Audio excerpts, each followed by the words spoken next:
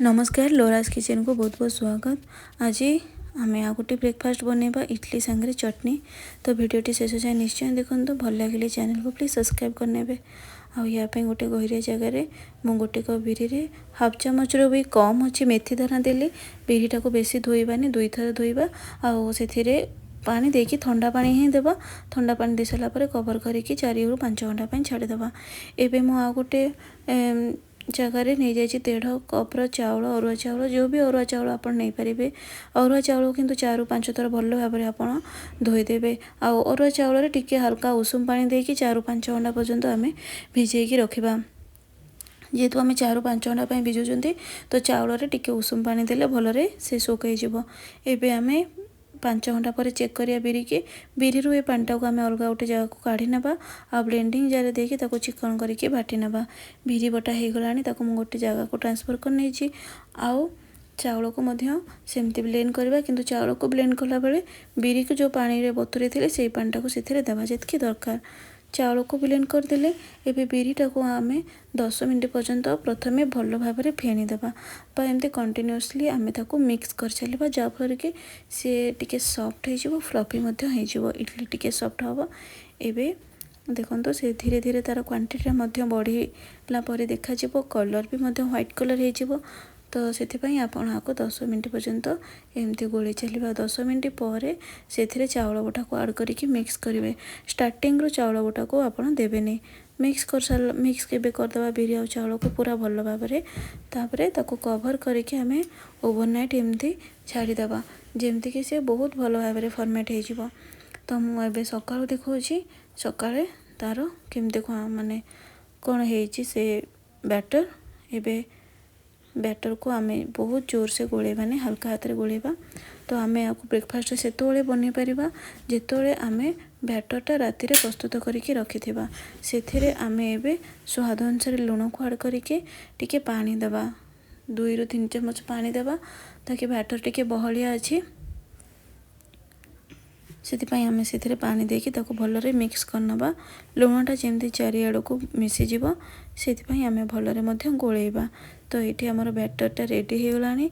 आ सकाळ व्यस्तता भितर तो सांभर किंबा मटा तरकारी तो बनई हेबनी। तो से चटनी प्रस्तुत करवा। पैन गरम करके से दे देछि 1 चामच सोरिष तेल। तेल गरम होगापर मुझे देखो बादाम। मु हाफ कप बादाम नहीं हाफ्र हाफ नहीं जाइए बुट डाली, माने बादाम जी ने तार हाफ ने बुट डाली। एवं भल भाव में ताको आम मिक्स करवा, ताको आम फ्राए करवा। बुट डाली बादाम कलर चेंज हो आसला ताको आम एबे देखो चेंज हो आसला ताको आम काढ़ी नबा बा ठंडा करदबा। पूरा ठंडा हो सारा पर ताको ब्लेंडिंग जार आड करवा। आउ नड़िया से आड करवा। मुझे बादाम नहीं तार टिके अधिक नड़िया नहीं। नड़िया देलापर से कंचा लंका और अदा टिके देदेवा। अदा ये बिल्कुल ऑप्शनल अच्छे। स्वाद अनुसार लुण देके अल्प टिके आम पानी ऐड करदे। पानी देके आम ताको भल भाव में बाटी नवा। पूरा चिकन करके पेस्ट करेंगे, टिके दरदरा रखिले भल। एबे देखो ताको मो ट्रांसफर करनेली गोटे बाउल को।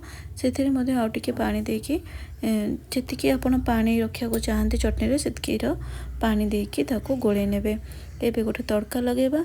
तो जो तेल टिके पड़ीला से ही मुझे दे हाफ चामच सोरिष, तापर देली गोटे सुखा लंका आउ भृसंग पत्र देके लो फ्लेम रे आपको टिके फ्राए करना जे पर्यंत भृसंग पत्र पूरा एमती पूरा खड़ा खड़ा न हो जाए।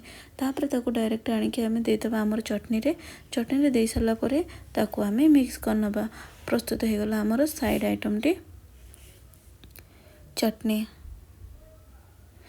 जदि आपण बुटटा नड़िया यूज करा चाहूना तेल बादाम क्वांटिटी आउ टे बढ़े देले आपको बनई पारे। चटनी तो रेडी हो गला। एबे आम इडली फ्रेम रे तेल देदेबा। तेल दे देके भल भाव में एमती हाथ में ताको ग्रीस करनबा ताकि इडली टे भल छाड़ी। एबे टिके से सोढ़ा आड करदे बैटर। आउ 1 चामच पाखापाखि पानी देकी ताको आम गोले नबा। सोढ़ाटा आगुरी देवेनि। सोढ़ा देला माने ताको सांगे सांगे इडली छांच को ट्रांसफर करेंगे, ना तो सोढ़ाटा तले बसीज। तो देखो मुझे इडली फ्लेम रे दे सारे। हाई फ्लेम रे मो पानी के आगुरी फुटिया छाड़ी देती। फुटी सारा पर से आम फ्रेम को आड करदे आ कवर करनबा। ताको आम 10 मिनट पर्यंत सीझापी छाड़ीदेवा। आ 10 मिनट पर मु चेक करुँची। देखो केते सुंदर भाव ये आमर इडली हो जाए। टूथपिक गोटे नहीं कि आम चेक करिया जदि क्लीन आसो जानबे है। जदि भी आसुनी टे फ्लेम को मीडियम करके 2 मिनट पर्यंत सिझे देवे। तो आज ये सांग मैंने रोचे नमस्कार। जय श्री जगन्नाथ।